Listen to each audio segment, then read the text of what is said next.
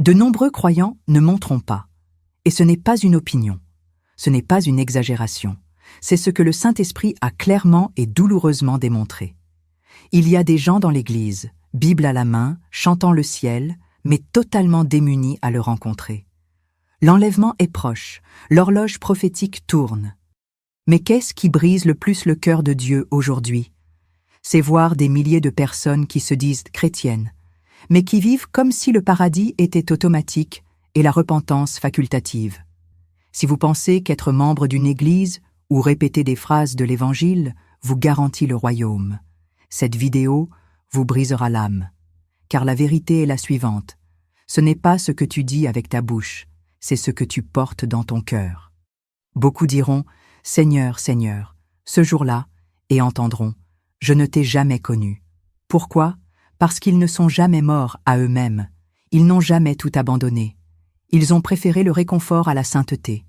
Ils ont préféré les applaudissements à l'obéissance. Le ciel sépare déjà ceux qui vivent crucifiés de ceux qui portent une croix comme simple ornement. Et la grande question n'est pas « Êtes-vous croyant ?» La vraie question est « Êtes-vous prêt à être emmené ou découvrirez-vous trop tard que vous êtes resté ?» Regardez jusqu'au bout et laissez l'Esprit vous parler comme jamais auparavant. Vous n'êtes pas ici par hasard. Et avant de continuer, je dois vous poser une question sérieuse. Éteignez tout maintenant, car ce que je vais vous dire n'est pas juste un autre joli message. C'est un avertissement, un appel final, un cri venu tout droit du ciel. Si vous continuez à l'écouter avec un cœur fermé ou distrait, vous risquez de passer à côté de ce que Dieu a préparé pour vous ici. Ce n'est pas un sermon sur les bénédictions ou un contenu spirituel destiné à vous émouvoir. Ce que vous allez entendre a été vu avec les yeux de l'Esprit. Vous l'avez ressenti de vos propres yeux. Et c'est peut-être la dernière fois que Dieu vous parle aussi clairement. Beaucoup de gens pensent encore avoir le temps. Ils se réveillent, vivent en pilotage automatique, chantent le dimanche, et le reste de la semaine, ils oublient même l'existence de la croix. Mais le ciel n'est pas silencieux. L'enlèvement n'est pas un conte de fées. Il est réel. Il est plus proche qu'on ne le pense. Et Dieu purifie l'épouse maintenant, avant que le ciel ne se ferme complètement. Peut-être vous considérez-vous comme chrétien, peut-être même allez-vous à l'église. Mais répondez-moi honnêtement, êtes-vous mort à vous-même? Avez-vous renoncé à votre chair? Ou vivez-vous pour plaire aux autres et sauver les apparences? La sainteté n'est pas une option, c'est le critère. La séparation a déjà commencé. Dieu observe ceux qui vivent véritablement leur foi et ceux qui se contentent de mémoriser des versets pour se sentir mieux. Il y a beaucoup de gens qui disent « Seigneur, Seigneur » avec leurs lèvres, mais leur cœur appartient à un autre Dieu, le réconfort. Et je ne suis pas là pour vous effrayer, je suis là pour vous réveiller, parce que j'avais besoin d'être réveillé moi aussi. J'ai vu ce qui allait arriver, et ce que j'ai vu m'a laissé une cicatrice. Dieu ne recherche pas les habitués, il appelle crucifiés. Ce n'était pas à un culte, ni à un réveil. C'était juste une nuit ordinaire. Je voulais juste dormir. Je ne cherchais pas une vision, ni ne priais pour une révélation. Mais soudain, quelque chose m'a arraché à mon corps. J'ai été transporté en esprit vers un endroit que je n'avais jamais vu ni imaginé. C'était comme si j'avais traversé la réalité. Je flottais au-dessus d'une ville. Le ciel était clair, mais l'air était lourd. Puis, je l'ai vu. Un nuage immense et vivant. C'était le visage d'un lion. Et de lui venait la gloire. Ce n'était pas un rêve. C'était l'Esprit. Il ne m'a pas parlé tout de suite. Il m'a juste guidé. Et partout où il allait, je le suivais. Jusqu'à ce que nous nous arrêtions devant une maison ordinaire. Pas différente de toutes les autres maisons du quartier. À l'intérieur, une femme tenait une bière et riait entre amis. Mais en la regardant, je n'ai pas seulement vu l'extérieur. Dieu m'a fait ressentir ce qu'il y avait à l'intérieur. Elle était chrétienne. Mais son cœur criait « Dieu comprend, c'est bon. Je mérite d'être heureuse. » Et à cet instant, j'ai compris. C'était ce qui tuait des millions de personnes, les justifications. L'Évangile, sans abandon. Ce n'était pas une question de bière. C'était un manque d'abandon. Dieu ne s'offense pas des erreurs, mais l'orgueil l'attriste. Cette femme représentait beaucoup de gens. Ceux qui vont à l'église, chantent, lèvent les mains, mais vivent une vie qui satisfait la chair. Dieu me l'a montrée avec une douleur à la poitrine. Elle restera. Ces mots résonnent encore en moi. Non pas comme une phrase de haine, mais comme la voix d'un père qui a tout essayé. Et maintenant, il le dit clairement. Celui qui ne renonce pas à lui-même ne sera pas prise. Après cette scène, le nuage s'est déplacé. C'était comme si la gloire de Dieu elle-même avait une destination précise, et je ne pouvais que la suivre. Nous avons flotté vers un quartier plus simple, de petites maisons, des murets bas, presque aucun éclairage. Au milieu de tout cela, un simple bâtiment avec un toit en tôle. Mais ce qui en sortait, ce n'était pas la lumière naturelle, c'était la gloire. La présence de Dieu planait sur cette humble église comme si c'était le ciel lui-même touchant la terre. Je suis entré, invisible, mais ressentant tout. À l'intérieur, il y avait quelque chose que je n'avais pas vu depuis longtemps. La peur. Ces gens n'étaient pas là par habitude. Ils avaient soif. Aucun mot n'était jeté au vent. Aucune main levée n'était ostentatoire. Leurs yeux étaient fermés, les larmes coulaient à flots. Et Dieu m'a permis d'entendre leurs pensées. Ce n'étaient pas des demandes de bénédiction, c'étaient des abandons. Seigneur, que ta volonté soit faite. Enlève-moi tout, sauf ta présence. Cela m'a bouleversé intérieurement. J'ai vu qu'il n'y avait ni scène, ni célébrité. Il y avait l'adoration. Et c'était l'Église qu'il reconnaissait. Le nuage s'est intensifié à cet endroit. C'était comme si Dieu disait « Ici j'habite ». Et j'ai compris. Ce n'est pas la taille de l'Église qui compte, ni le nombre de fidèles, ni le son, la lumière, la technologie. Dieu est là où il y a de la fragilité, là où il y a de la sainteté, là où la vérité n'est pas compromise. Et ces frères-là, ils n'étaient pas là pour être réconfortés, ils étaient là pour être façonnés. Et Dieu m'a dit quelque chose qui s'est gravé dans mon cœur.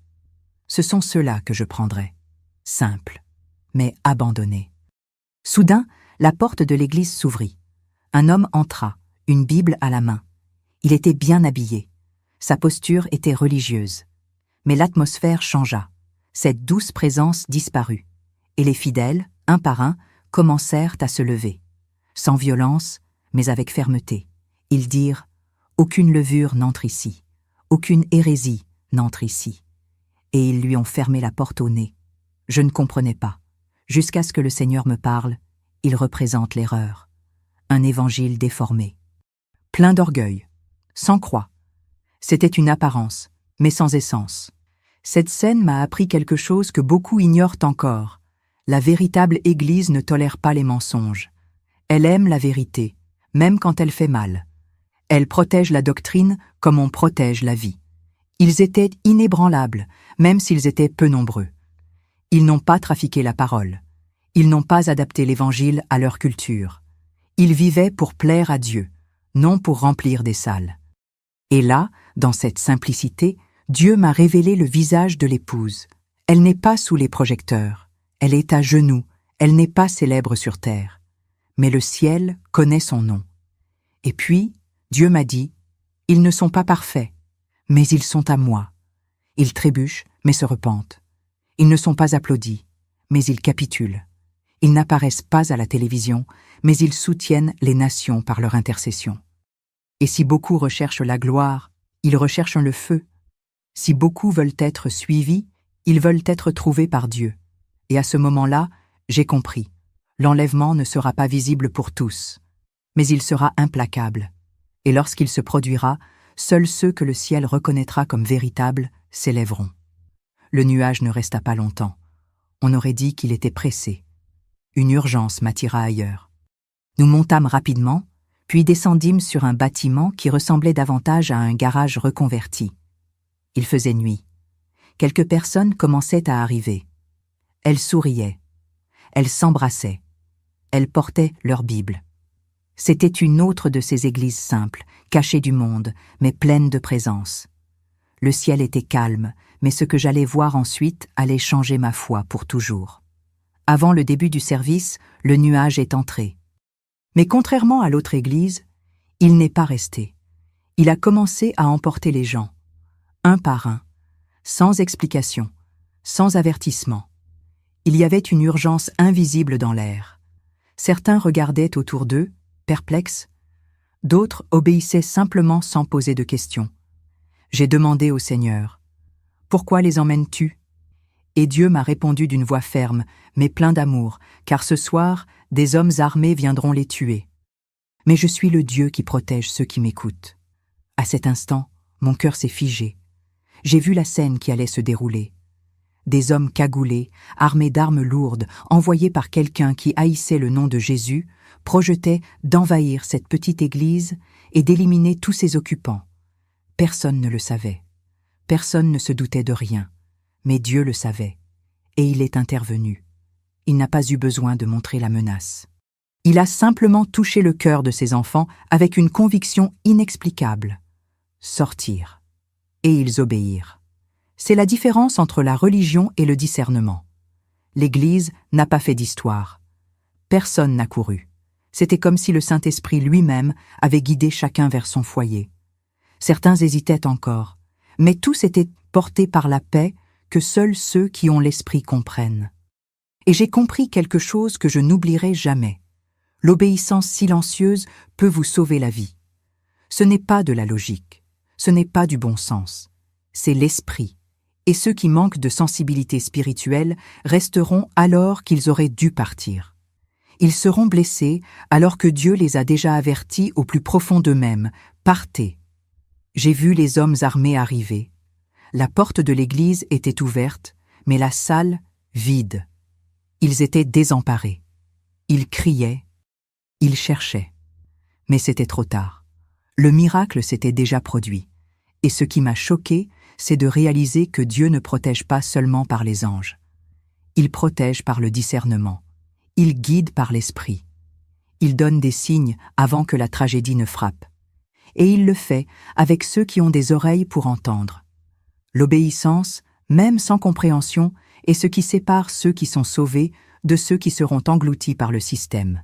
Et le moment d'obéir, c'est maintenant. Et c'est à ce moment-là que Dieu m'a dit quelque chose qui m'a brisé de l'intérieur. Celui qui veut vivre selon Dieu sera persécuté. Mais je protégerai ceux qui m'écoutent, même en silence. Il n'a pas promis l'absence de menaces. Il a promis la délivrance aux obéissants. Cette Église n'était pas puissante aux yeux du monde, mais aux yeux du ciel, c'était une armée. Et ils ont été sauvés non pas parce qu'ils ont couru, mais parce qu'ils ont entendu les premiers. Ils ont obéi les premiers. Ils ont cru les premiers. Et c'est ce qui manque aujourd'hui, la foi qui écoute avant que la douleur n'arrive. Après la délivrance dans cette petite église, l'atmosphère spirituelle changea. Le nuage à la face de Lion commença à se déplacer plus lentement. Mais cette fois, quelque chose pesait lourd dans l'air, comme si la tristesse et la justice marchaient côte à côte. Nous retournâmes à la maison de la femme que j'avais vue plus tôt. Mais tout y était différent.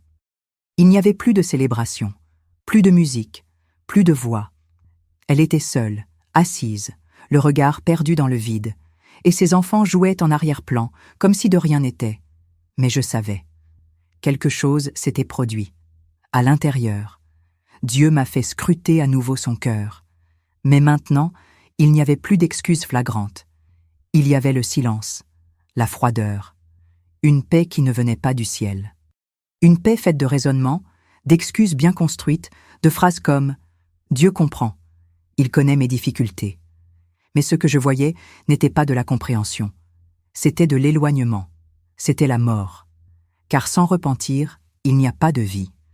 Ce qui n'était qu'une tentative de négociation avec Dieu était désormais une certitude vaine. Elle pensait que tout allait bien. Mais ce n'était pas le cas. Et puis Dieu m'a parlé. Elle a transformé mon amour en permission de pécher. Ces mots m'ont profondément touchée, parce que j'ai compris que son problème n'était pas un manque d'information. Elle connaissait l'Évangile, elle connaissait la croix, elle connaissait le renoncement. Mais elle a choisi le réconfort. Elle a choisi la religion qui accepte tout, qui n'exige rien. Une foi qui ne confronte pas, qui embrasse le péché sans exposer la blessure. Et cette foi ne sauvegarde pas. c'est un anesthésiant qui prépare le cœur à la condamnation. Et le plus douloureux, c'est qu'elle portait encore ses enfants avec elle. J'ai vu les enfants grandir dans cet environnement. Même musique, même concessions, mêmes idoles invisibles. Et j'ai compris, elle ne se perdait pas seulement. Elle semait le malheur pour la génération suivante. Parce que l'évangile qu'elle vivait n'était pas le vrai. C'était une version confortable, superficielle, socialement acceptable. Un club avec un nom d'église. Une foi domestiquée. Pas de croix. Pas de confrontation. Pas de transformation. Et quand j'ai demandé au Seigneur, « Mais va-t-elle encore à l'église ?» Il a répondu, « Oui, mais je n'y suis plus. » Cela m'a brisé. Car j'ai vu clairement ce que de nombreuses églises étaient devenues, lieux de rassemblement, mais pas de culte, avec des louanges sans onction, des sermons sans brisement, la croix retirée du centre, la sainteté remplacée par l'estime de soi. Là où le péché est rebaptisé faiblesse et où la vérité est troquée contre des applaudissements. Et Dieu dit, « Ils se rassemblent, mais ils ne m'adorent pas. Ils me mentionnent, mais ils ne me suivent pas. Ils prêchent un évangile que je ne reconnais pas. » La femme s'était installée. Et là, elle serait laissée. Finalement, le Seigneur m'a montré quelque chose qui m'a brisé l'esprit. Il m'a dit, elle connaissait la vérité, mais elle a choisi la voie large. Et maintenant, elle récoltera ce qu'elle a semé. Son visage était calme, mais le ciel était silencieux. Et ce n'était pas la paix, c'était l'absence, c'était l'abandon. Non pas parce que Dieu la rejetait, mais parce qu'elle le rejetait chaque jour avec son indifférence. Et j'ai compris, celui qui ne vit pas la croix aujourd'hui ne la portera pas demain. La séparation a déjà commencé, et ceux qui se contentent des apparences le découvriront. Trop tard. Le nuage à face de lion commença à s'élever rapidement. C'était comme si le ciel lui-même était pressé. L'atmosphère environnante changea. Ce qui avait été léger commença à s'estomper. L'air devint lourd. Et soudain, tout devint sombre. Le ciel semblait fait de fumée. La ville autrefois vibrante était désormais en ruine. Dieu m'a dit, « Tu vois la terre, après l'enlèvement. » Et ce que j'ai vu ensuite était différent de tout ce que ce monde avait jamais vu. C'était comme si l'enfer s'était déchaîné parmi les vivants. J'ai vu des foules courir, des gens hurler, désespérés. Les rues ressemblaient à des champs de bataille, des soldats armés, des drones dans le ciel, des chars sur les avenues. Les gens étaient traqués comme des animaux. Les chrétiens restés étaient traités comme des criminels. Traînés dans les rues, accusés, battus. J'ai vu des mères séparées de leurs enfants, des femmes enlevées de force, des cris qui déchiraient l'âme. Ce fut un massacre silencieux, approuvé par les puissants et ignoré par ceux qui avaient jusque-là méprisé les prophéties. Désormais, il n'y avait plus de pitié. La technologie avancée était désormais une prison. Des écrans diffusaient des ordres, des voix exigeaient obéissance. Et puis, j'ai vu la marque, un sceau sur le front, un implant dans la main. Les gens faisaient la queue.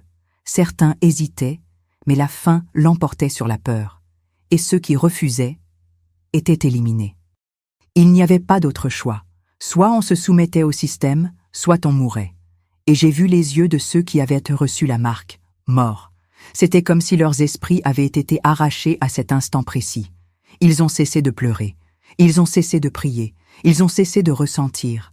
Le Seigneur m'a dit, « Quiconque accepte la marque n'héritera jamais de mon royaume. Il sera scellé et condamné à la destruction. » Cette phrase pesait sur moi comme un roc. Et puis j'ai compris. Beaucoup de ceux qui avaient bafoué la sainteté imploraient maintenant pardon, mais il était trop tard. J'ai vu des églises brûlées, des Bibles déchirées, des pasteurs arrêtés, certains décapités. C'était comme si le monde avait déclaré la guerre à Jésus. Et le ciel est resté silencieux. La grâce avait cessé. Le jugement régnait désormais. Dieu avait retiré sa main, et la terre le sentit avec douleur. Au milieu du chaos, j'ai revu des visages familiers, y compris la femme d'avant. Maintenant sale, désespérée, ses enfants dans les bras, criant à l'aide, elle s'est écriée « Pourquoi personne ne m'a prévenu que ce serait comme ça ?» Mais elle avait été prévenue. Elle avait écouté. Elle avait simplement choisi de ne pas croire. Elle préférait un évangile sans renoncement. Et maintenant, elle le payait de son âme. Dieu ne parlait pas avec haine, il parlait avec douleur. La douleur d'un père qui voyait ses enfants choisir le monde malgré tant d'avertissements. Et maintenant, c'était trop tard. C'est alors que les cieux s'ouvrirent à nouveau. Mais cette fois, ce n'était pas pour révéler, mais pour juger. J'ai vu les sceaux de l'Apocalypse s'ouvrir. J'ai vu les cavaliers descendre. J'ai vu la terre trembler. La mer se transformer en sang. Les étoiles tomber. J'ai vu le feu. J'ai vu la panique. J'ai vu l'effondrement total de l'humanité. Et le Seigneur m'a dit, « Quiconque rejette la sainteté sera livré à ma colère. Car je suis amour, mais je suis aussi un feu dévorant. » Et j'ai compris avec une clarté brutale, le temps des choix était révolu. L'heure de la récolte était arrivée, et peu étaient prêts. Puis le nuage s'arrêta, non pas doucement comme auparavant, mais avec autorité. L'air trembla. C'était comme si quelque chose d'invisible allait déchirer le ciel. Dieu dit, « Maintenant, vous verrez l'enlèvement. » Mes yeux s'écarquillèrent. Mon esprit se tut. Et ce que je vis est impossible à oublier. Les cieux s'écartèrent comme des rideaux de lumière vive, et la terre s'immobilisa. Il n'y avait aucun son. Pas une seule trompette audible. Ce fut le silence le plus profond qui ait jamais existé. Un instant qui divisa l'éternité. Les gens ont commencé à disparaître. Pas tous, mais ceux dont les noms étaient inscrits dans le ciel. J'ai vu des enfants être emportés vers le ciel, les bras ouverts. J'ai vu des personnes âgées sourire, les yeux brillants. J'ai vu des hommes et des femmes s'élever en paix, comme si Dieu lui-même les portait dans ses bras. Leur corps rayonnait. Leurs visages étaient comme des flammes. Ils ne pleuraient pas de peur, mais de soulagement. C'était comme si le poids d'une vie de renoncement avait été remplacé par une étreinte éternelle. Les maisons étaient vides. J'ai vu des Bibles ouvertes sur les tables, des casseroles sur le feu. Des téléphones portables sonnaient sans réponse. Les gens qui étaient là, maintenant, ils étaient dans la gloire. Et tandis que le ciel rassemblait ses enfants, le monde sombrait dans le chaos. Des voitures sans conducteur s'écrasaient. Des avions s'écrasaient. Des enseignants hurlaient dans des écoles vides. Des mères cherchèrent leurs enfants dans les salles de classe. Et ceux qui restaient comprirent. Mais ils comprirent trop tard. Ce que beaucoup appelaient folie était désormais réalité. Et la réalité était définitive. Le ciel ne s'est pas arrêté pour expliquer. C'était comme si un père rassemblait ses enfants en toute hâte avant que la colère ne se propage. Et puis j'ai vu des anges recevant chacun des enlevés. Il n'y eut pas de fête illuminée. Mais il y eut une gloire inexprimable par des mots humains. Chaque personne enlevée reçut un nouveau corps. Leurs yeux voyaient désormais tout. Et de leur bouche sortit une seule phrase. « Saint, Saint, Saint est le Seigneur. » Ils n'ont rien demandé. Ils ne se sont plaints de rien. Ils ont tout simplement adoré. J'ai vu des martyrs honorés. J'ai vu des enfants retrouver leurs parents. J'ai vu des guerriers invisibles reconnus, ceux qui prièrent seuls, jeûnaient en secret, pleuraient sans public. Le ciel les considérait comme des héros. Et j'ai compris, l'enlèvement ne concerne pas la connaissance des hommes, mais celle du ciel. Pendant ce temps, en bas, les cris résonnaient. Les chefs religieux, assis par terre, se frappèrent la poitrine et demandaient « Seigneur, pourquoi m'as-tu abandonné ?» Mais le ciel s'était déjà tu. L'éclat de ceux qui étaient partis planait encore dans le ciel, telle une traînée de gloire. Mais ceux qui étaient restés savaient, c'était trop tard. Les églises étaient vides. Les chaires étaient silencieuses. Le Saint-Esprit n'était plus là. Dieu avait rassemblé les siens. Et ceux qui se moquèrent de la croix pleuraient maintenant sur elle. Mais la porte était déjà fermée. Le temps de grâce était passé. L'heure du jugement était venue. Et dans le silence qui subsistait, une seule certitude subsistait. Il n'y aurait pas d'autre appel. Quiconque n'est pas monté ne montera plus jamais. Quand le ciel s'est enfin éclairé, le nuage à face de lion s'est abattu sur moi. Non pas avec fureur, mais avec douleur. Il m'a enveloppé comme pour me dire Maintenant tu vois. Maintenant parle. Je suis redescendu sur terre, mais plus rien n'était pareil. Mes yeux ne voyaient plus comme avant. Mon cœur brûlait. Ce n'était pas de l'émotion, c'était une mission. Dieu m'a permis de voir l'enlèvement, non pas pour me divertir, mais pour me transformer en une voix, une trompette vivante au milieu d'un monde qui dort encore. Quand j'ai ouvert les yeux, tout semblait normal. Le soleil se levait, les oiseaux chantaient, le quartier était calme, mais en moi, il y avait un feu, un poids, une urgence que je ne pouvais ignorer. Je me suis assise au bord de mon lit et j'ai pleuré. Pas pour moi, mais pour ceux qui jouent encore avec la foi, pour les églises qui ont abandonné la croix, pour les enfants de Dieu qui vivent comme s'ils avaient tout le temps du monde. Et le Saint-Esprit murmura en moi, « Parle, même s'ils ne croient pas, même s'ils se moquent, parle. » Et j'ai compris. Ce n'était pas une expérience mystique, c'était une vocation. Non pas pour bâtir une carrière, mais pour porter une croix. Dieu ne recherche pas des artistes. Il recherche des sentinelles, des hommes et des femmes qui crient tant qu'il est encore temps. Car la vérité est dure, mais elle doit être dite, des milliers resteront, peu seront enlevés. Non pas que Dieu soit injuste, mais parce que beaucoup rejettent la vérité chaque jour, même assis dans les églises. Et Dieu sépare déjà ceux qui vivent, de ceux qui assistent simplement. À partir de ce jour, je ne pouvais plus écouter un sermon sans me demander s'il s'agissait d'une croix ou d'un simple encouragement personnel. Je ne pouvais plus chanter sans me demander « cette musique touche-t-elle Dieu ou ne fait-elle que flatter les fidèles ?» Mon esprit est devenu sensible. Toute doctrine diluée me faisait frémir. Tout évangile sans sainteté me blessait comme un couteau. Car maintenant je savais, le ciel ne négocie pas avec les apparences. Le ciel reconnaît l'essence. Et celui qui vit pour lui-même, même en utilisant le nom de Jésus, se prépare à rester. Cette génération s'est habituée à un évangile superficiel, confortable et applaudi. Mais l'évangile du Christ est autre chose. Il exige la mort de l'ego, la mort de la volonté.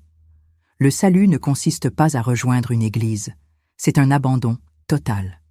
Ce n'est pas le nombre de fois où tu as levé la main qui compte, mais le nombre de fois où tu t'es refusé à obéir sans que personne ne te regarde.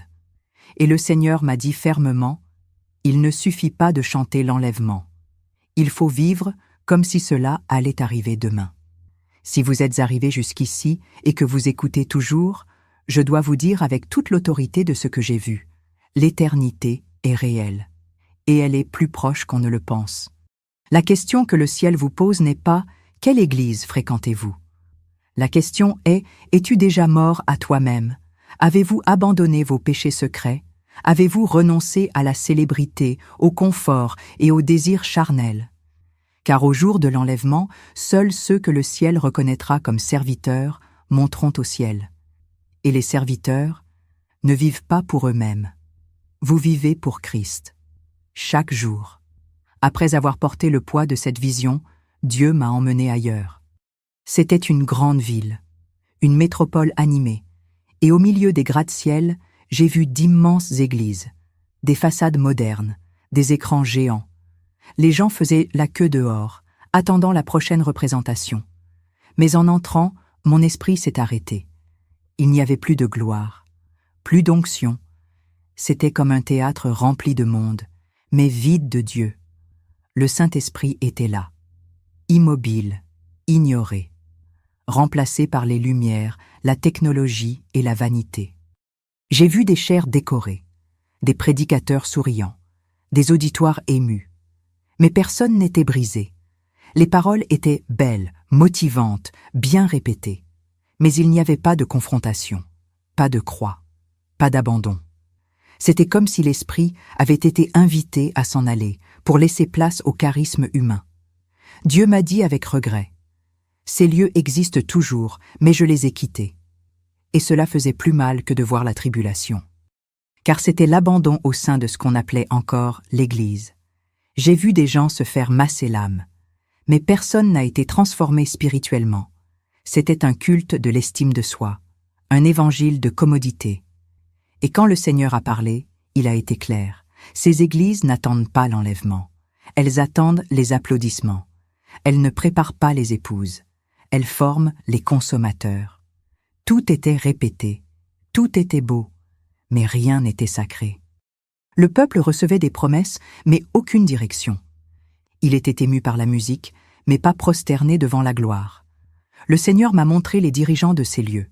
Ils étaient applaudis par les hommes, mais ignorés par le ciel. Ils citaient Jésus, mais ne le connaissaient pas. Ils appelaient le peuple au succès, mais pas à la sainteté. Et le pire, ils enseignaient un chemin large, avec une apparence évangélique. Les paroles de Laodicée résonnaient dans mon esprit. Tu te dis riche, mais tu ne sais pas que tu es malheureux, pauvre, aveugle et nu.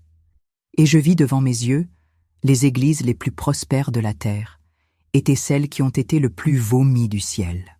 Pendant ce temps, Dieu m'a conduit dans un lieu oublié, une maison simple, cachée dans un quartier pauvre.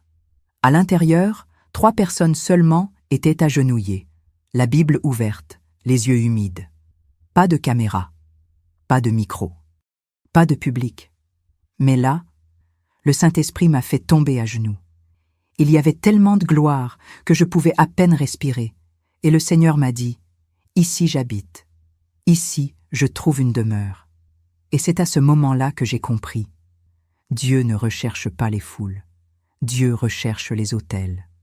Et de nombreux autels sont aujourd'hui cachés, dans le cœur de personnes anonymes. J'ai constaté que les grandes cathédrales fonctionnaient encore. Mais ce qu'elles apportaient ne venait pas du trône, cela vient de l'ego. Ils prêchaient la motivation, mais pas la repentance. Ils touchaient les émotions, mais ne guérissaient pas l'âme. Et Dieu dit, « Ils ont porté le poids de la croix et ont appelé cela de l'amour. » Mais c'est trahir l'Évangile. J'ai vu des dirigeants sourire en chair et pleurer au jugement. J'ai vu des applaudissements sur terre et le silence au ciel. Et j'ai compris, la peur au cœur, la plus grande tromperie de ces derniers temps ne sera pas le monde.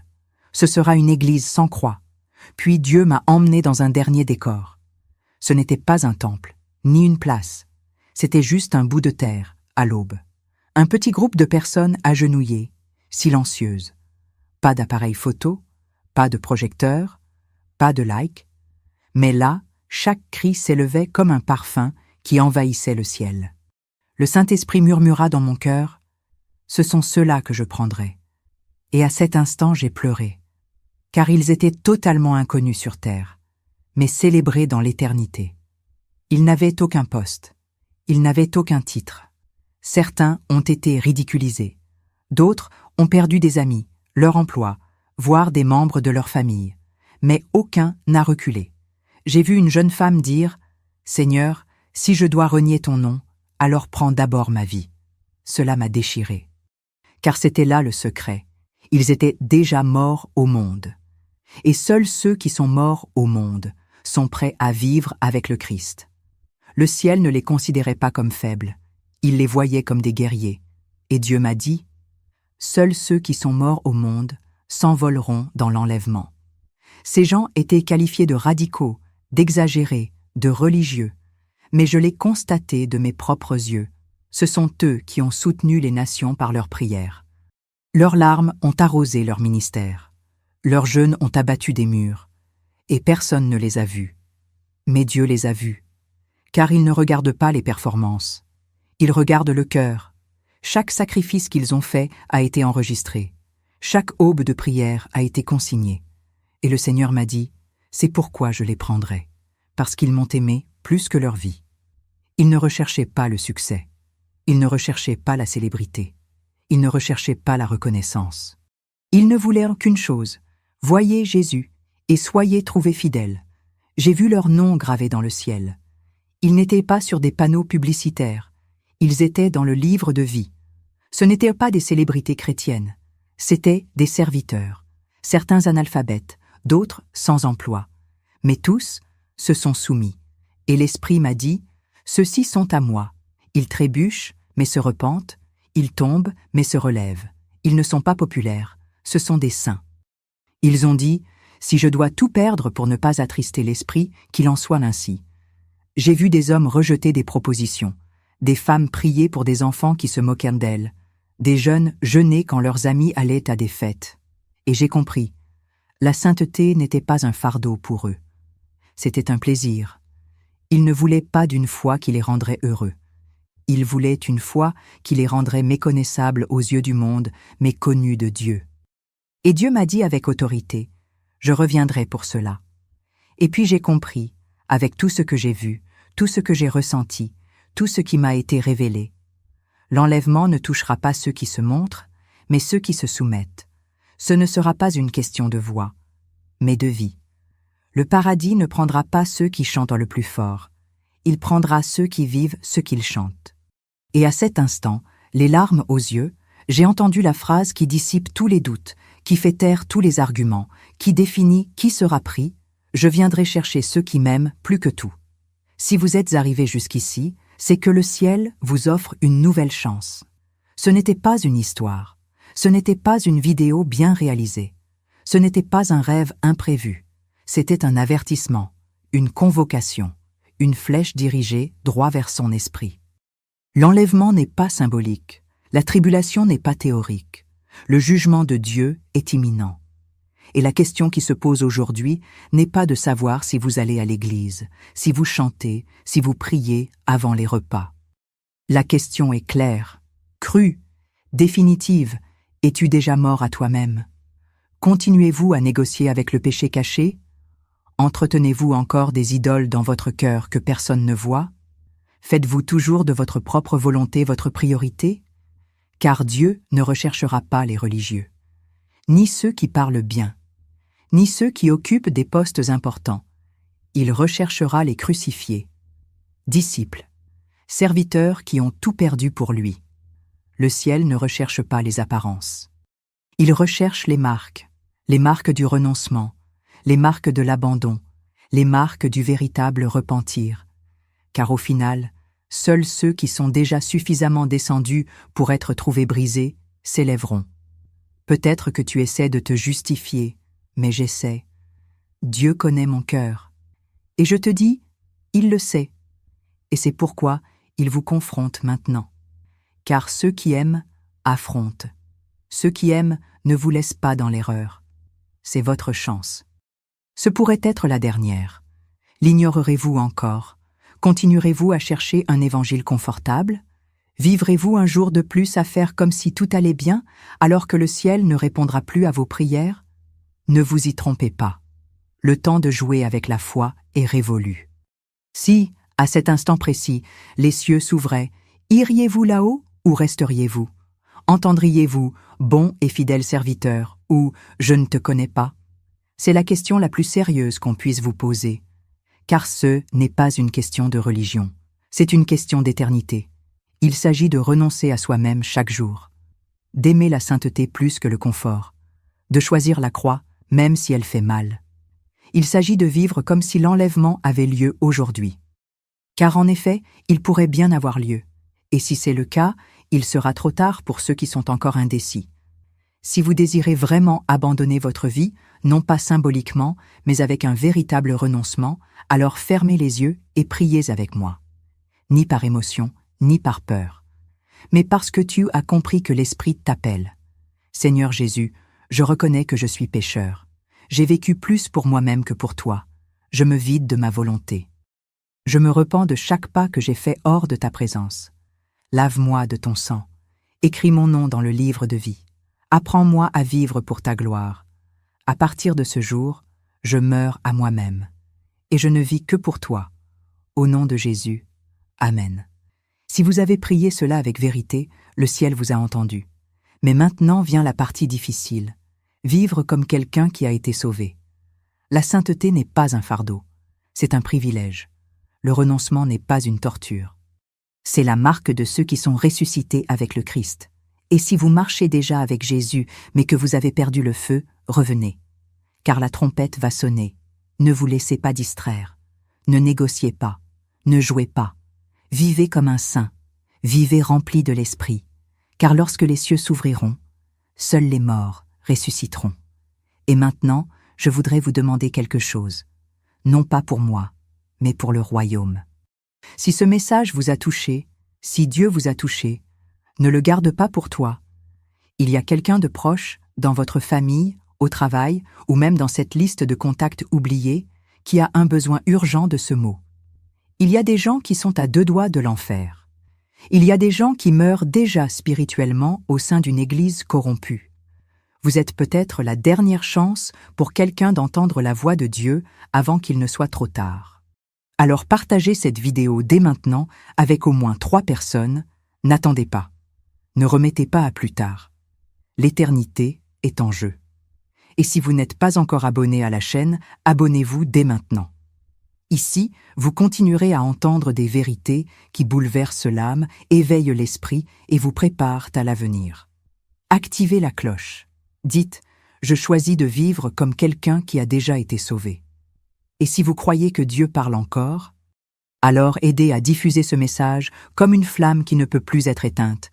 Que le Seigneur vous fortifie, vous renouvelle et vous garde ferme jusqu'à la fin. Car les cieux s'ouvriront, et quiconque est prêt montera.